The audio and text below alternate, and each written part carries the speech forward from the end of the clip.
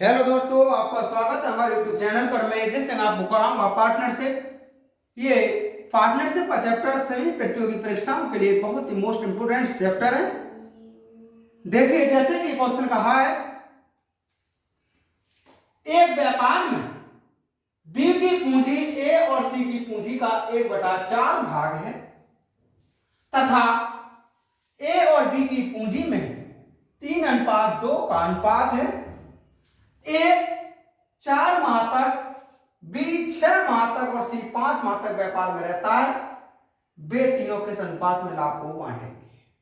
तो दोस्तों, इस व्यापार में जिस अनुपात में उन्होंने अपनी पूंजी को लगाया है उसी अनुपात में लाभ को बांटेंगे। अगर हम व्यापार में लगाई गई पूंजी का अनुपात ज्ञात कर लें तो समझ लीजिए वही अनुपात इनके द्वारा प्राप्त लाभों का होगा। अब क्वेश्चन ने कहा है कि बी की जो पूंजी है ए और सी की पूंजी का 1/4 है। तो दोस्तों, बी की पूंजी तो 2 है,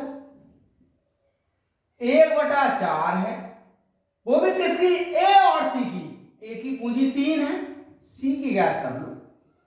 8 बराबर 3 प्लस सी, यहां से सी का मान हुआ 5। अब ए, बी और सी की जो पूंजी का अनुपात रहेगा,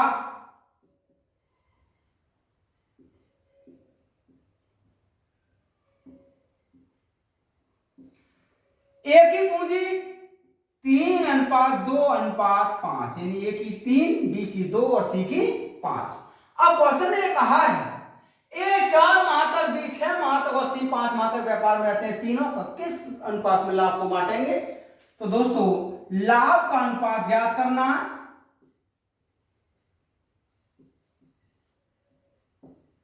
ये रहेगा, इसकी पूंजी 3 है मान लीजिए, और कितने माह तक रही है? 4 तक।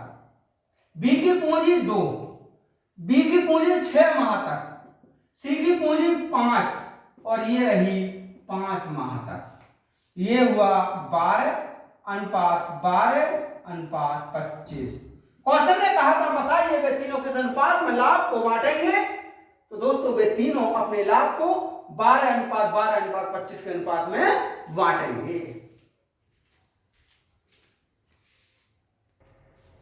नेक्स्ट क्वेश्चन है दोस्तों, ए, बी और सी जितने समय तक व्यापार में रहते हैं उसमें 8:3 का अनुपात है तथा उनके द्वारा प्राप्त लाभों में 5:8:4 का अनुपात है।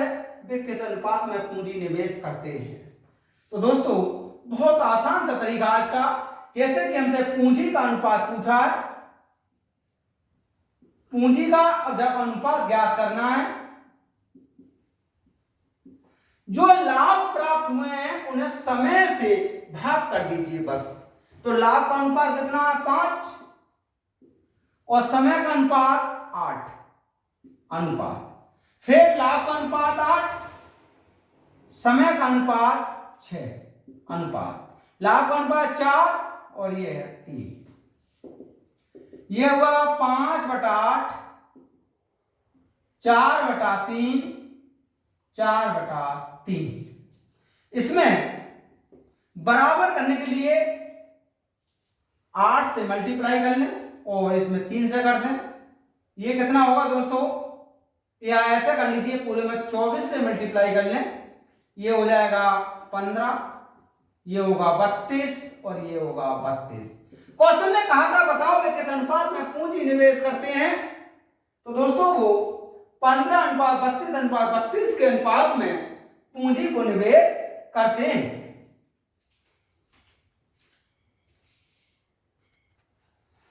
नेक्स्ट क्वेश्चन है दोस्तों, ए और बी मिलकर एक व्यापार आरंभ करते हैं और 5:4 के अनुपात में पूंजी निवेश करते हैं। व्यापार में होने वाले लाभ का 10% एक संस्था में जमा करके शेष लाभ को पूंजी के अनुपात में बांटा जाता है। यदि बी का हिस्सा 1200 रुपए हो तो कुल लाभ कितने रुपए का हुआ होगा?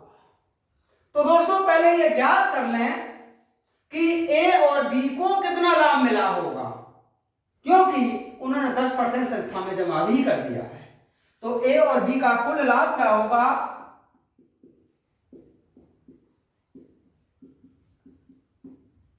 ए और बी 5:4 के अनुपात में पूंजी लगाते हैं और किसी भी संस्था में जिस अनुपात में पूंजी को लगाया जाता है उसी अनुपात में लाभ को विभाजित किया जाता है।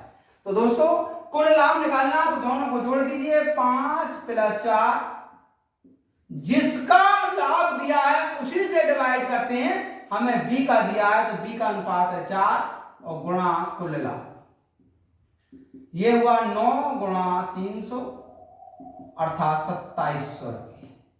ए और बी को लाभ मिला था वो 2700 रुपये का लाभ मिला था। अब क्वेश्चन ये कहना चाह रहा है, ये बताओ वास्तव में कितने का लाभ हुआ था, क्योंकि उसने 10% लाभ तो संस्था को भी जमा कर दिया था। अगर 10% लाभ किसी भी संस्था में जमा कर दिया था तो इसका मतलब ये हुआ कि 90% लाभ को ए और बी ने आपस में बांटा था। तो दोस्तों कुल लाभ क्या होगा, 2700 रुपये ने प्राप्त हुआ गुणा 100, 90% का लाभ इन्होंने लिया, ये हुआ 3000 रुपये। क्वेश्चन ने कहा था बताइए कुल लाभ कितने रुपए का हुआ था, तो दोस्तों कुल लाभ 3000 रुपये का हुआ था।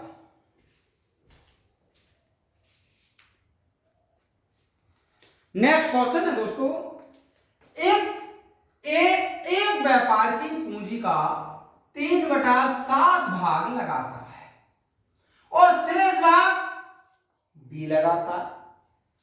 व्यापार में कुल 10,500 रुपए का लाभ हुआ, जिसका 25% पुनः व्यापार के विस्तार हेतु रख लिया और शेष लाभ उनके बीच बांटा जाता है, तो बी को कितने रुपए प्राप्त होंगे। तो दोस्तों उन्होंने 10,500 रुपए का 25% तो रख लिया, तो इसका मतलब 75% को बांटा, तो शेष लाभ कितना बचा जो ए और बी में बांटा जाना है वास्तव में, वो लाभ निकाल लीजिए। शेष लाभ 10,500 रुपए था, लेकिन 25% उन्होंने रख लिया, तो 75% लाभ बचा और ये हुआ 105 गुणा 75, इसका मल्टीप्लाई कर लीजिए दोस्तों, 7,875 रुपये हुआ। इसका मतलब 7,875 रुपये को ए और बी में बांटा जाना है। ए पूंजी का 3/7 भाग लगाता था, तो बी कितना लगाता होगा, यानी बी का लाभ। क्वेश्चन ने कहा है बताओ बी को कितने रुपए प्राप्त हुए, तो बहुत आसान सा तरीका है दोस्तों, हमें बी का लाभ ज्ञात करना है। 7,875 1 - 3/7, क्योंकि शेष भाग तो बी ने ही लगाया था। ये हुआ 7,875 गुणा 4/7, ये हो जाएगा 1125 गुणा 4 और ये हुआ 4,500 रुपये। क्वेश्चन ने कहा था बताइए बी को कितने रुपए प्राप्त हुए, तो दोस्तों बी को 4,500 रुपए प्राप्त हुए।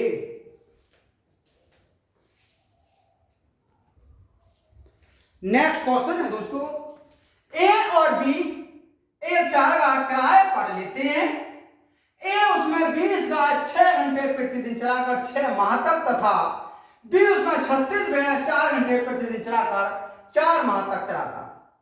यदि ए कुल 125 रुपए किराए के रूप में भुगतान करता है, तो कुल किराया क्या था, यदि 4 गाय उतना ही घास खाती हैं जितना कि 8 भेड़ें खाती हैं। तो दोस्तों या तो गायों को भेड़ों के रूप में बदल दीजिए या फिर भेड़ों को गाय के रूप में बदल दीजिए। इस तरह के क्वेश्चन काम, समय और चाल वाले चैप्टर में कराए जाते हैं। हमारी नेक्स्ट वीडियो में मिल जाएंगे वो भी, लेकिन यहां हमें कहा है 4 गाय 8 भेड़ें, जितना कि 4 गाय खा लेती हैं उतना ही क्या खाती हैं, 8 भेड़ें खाती हैं। तो इसका मतलब 4 गाय का भोजन बराबर होता है 8 भेड़ों का भोजन। अब गाय तो 20 थी, तो 20 गाय का जो भोजन होगा ये होगा 8/4 गुणा 20 अर्थात 40 भेड़ों के। कहने का मतलब हुआ जितना 20 गाय खाती उतना क्या 40 भेड़ खाती। अब 20 गाय, तो 20 की जगह गाय का मतलब हुआ 40 भेड़। अब इनके किराया में क्या अनुपात बनेगा, तो पहले किराए का अनुपात ज्ञात करते हैं। किराए का अनुपात 20 गाय, तो 20 गाय का मतलब 36 भेड़ नहीं, 20 गाय का मतलब हुआ 40 भेड़।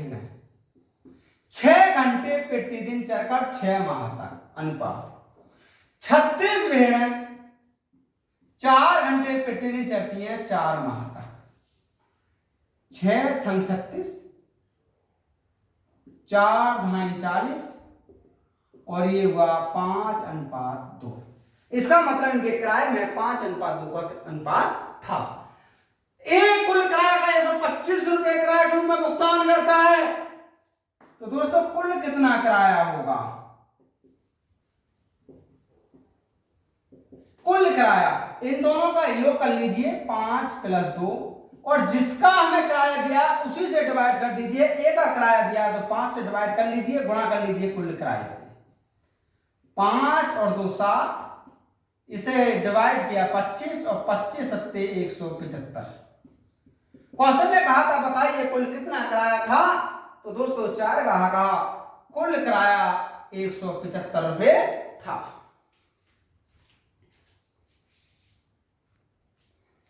नेक्स्ट क्वेश्चन है दोस्तों, ए बी तथा सी 40,000, 48,000 और 64,000 रुपए निवेश करके एक व्यापार आरंभ करते हैं।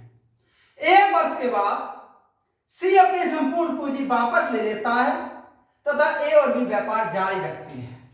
यदि 2 वर्ष के बाद कुल लाभ 90,000 रुपए हो तो उसमें से बी को कितने रुपए प्राप्त हुए। पहले ये देखो कि वास्तव में जब 2 वर्ष के बाद 90,000 रुपए का लाभ हुआ, उस लाभ में इन तीनों का अनुपात क्या रहा होगा।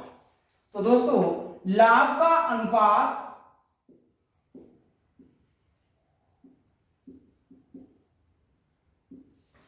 ए ने 40,000 रुपए लगाया, वो भी पूरे 2 वर्ष तक। बी ने 48,000 रुपए लगाया, वो भी 2 वर्ष तक। सी ने 64,000 रुपए लगाया लेकिन 1 वर्ष तक, क्योंकि 1 वर्ष के बाद उसने अपना संपूर्ण पूंजी वापस ले लिया था। यहां से 40 × 2, 48 × 2 और 64, ये हुआ 40:48:32। 8 × 40, 8 × 48, 8 × 32। अब क्वेश्चन ये कहना चाह रहा है बी को कितने रुपए प्राप्त हुए। तो दोस्तों इनके लाभों में 5:6:4 का अनुपात है। बी का लाभ पूछना चाह रहे हैं, तो बी का जो लाभ होगा, बी का अनुपात 6, डिवाइड कर लीजिए इसके योगफल से, ये होगा 15 और कुल लाभ 90,000 रुपए का हुआ था। 15 × 90 और 6 × 36। तो दोस्तों बी को कितने रुपए प्राप्त हुए, बी को 36,000 रुपए प्राप्त हुए।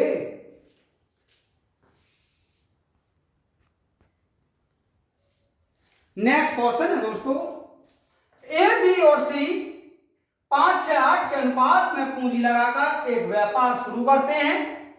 उनके व्यापार में रहने का समय पूंजी के विलोम अनुपात में है। यदि बी को लाभ का अपना हिस्सा 4,500 रुपए प्राप्त हुआ हो तो सी को कितने रुपए मिले। तो दोस्तों पहले इनके लाभ का अनुपात ज्ञात कर लेते हैं। जो लाभ का अनुपात होगा उसी में ही इसके लाभ को वितरित कर देंगे। तो लाभ का अनुपात परंतु लाभ का अनुपात वही होता है जो व्यापार में तीनों ने पूंजी जिस अनुपात में लगाई होगी। क्वेश्चन ने ये कहा है कि व्यापार में पूंजी 5, 6, 8 के अनुपात में लगाई थी, लेकिन जो समय था वो उन्हीं का पूंजी का ही विलोम अनुपात था। तो लाभ का अनुपात जैसे कि 5, तो समय रहा 1/5, इसे कहते हैं दोस्तों विलोम अनुपात।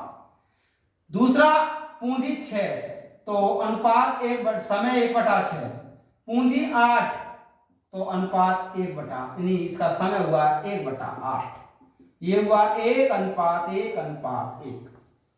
हमें यह ज्ञात हुआ कि तीनों के लाभों में समान अनुपात आया है। इसका मतलब हुआ कि ए, बी और सी को लाभ भी समान ही प्राप्त हुआ होगा। क्वेश्चन ने कहा बताओ सी को कितने रुपए मिलेंगे, तो जितने बी को मिलेंगे उतने ही सी को मिलेंगे और उतने ही ए को मिलेंगे। तो दोस्तों सी का जो लाभ होगा वो होगा 4,500 रुपए, क्योंकि इनके लाभ को समान अनुपात में वितरित किया गया है। नेक्स्ट क्वेश्चन है दोस्तों, एक व्यापार की शुरुआत हेतु कुल 2,24,000 रुपए की आवश्यकता पड़ी। ए, बी और सी ने 7:6:11 के अनुपात में पूंजी लगाई। व्यापार में होने वाला कुल लाभ 81,000 रुपए था, जिसे 3:2:4 के अनुपात में बांट दिया। उनके व्यापार में रहने का समय का अनुपात क्या था? दोस्तों सिर्फ समय का अनुपात पूछा है, बहुत आसान से तरीके से हम याद कर सकते हैं। जैसे कि हमें समय का अनुपात पूछा है, समय का अनुपात ज्ञात करने के लिए इसकी पूंजी को, जो पूंजी है उसे लाभ से डिवाइड कर दीजिए बस।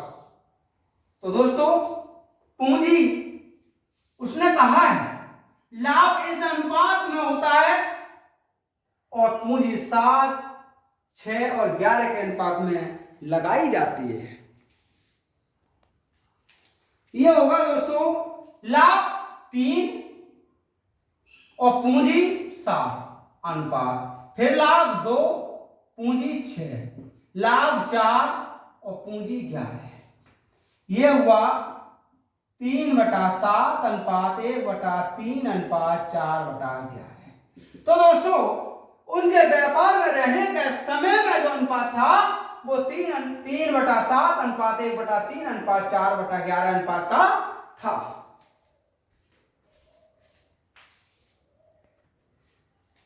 नेक्स्ट क्वेश्चन है दोस्तों, ए, बी तथा सी ने एक कार भाड़े पर ली।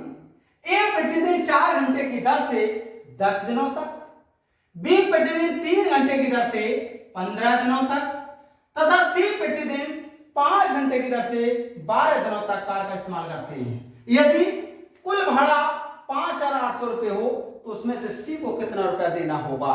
पहले इनके भाड़े का अनुपात ज्ञात कर लो दोस्तों। तो किराए का अनुपात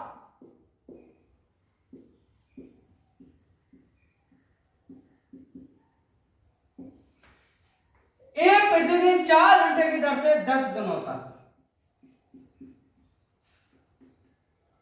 तो 4×10 अनुपात। बी प्रतिदिन 3 घंटे की दर से 15 दिन तक, 3×15। सी प्रतिदिन 5 घंटे की दर से 12 दिनों तक। ये होगा 40, 15×3 45 और 12×5 60। इसे डिवाइड कर लीजिए, 5×8 40, 5×9 45, 12×5 60। अब क्वेश्चन ने कहा है बताओ सी को कितना रुपया देना। तो सी का जो भाग होगा, सी का अनुपात 12, डिवाइड कर लीजिए इनके योगफल से, 8, 9, 17, 12, 7, 29, और कुल कितना भाड़ा है इसका? 5,800 रुपये। ये हुआ 12×200 और 12×2 24। सी को दोस्तों 2,400 रुपए का भाड़ा देना होगा।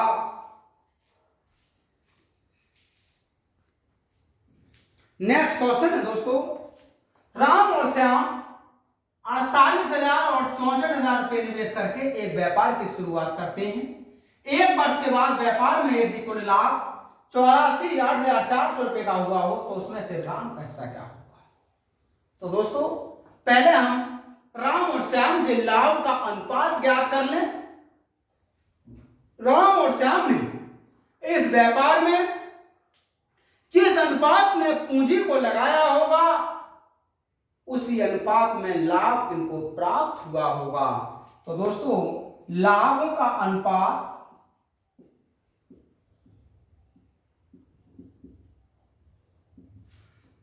राम ने 48,000 रुपये लगाए जबकि श्याम ने 64,000 रुपये लगाए। यहां से 16 3 48, 16 चौका 64, 3:4 का अनुपात हुआ। अर्थात राम और श्याम की पूंजी में 3:4 का अनुपात है, तो इसका मतलब इनके लाभ में भी 3:4 का ही अनुपात होगा। अब क्वेश्चन ये कह रहा है यदि कुल लाभ 8,400 रुपये है तो राम को कितने रुपए मिले? तो राम का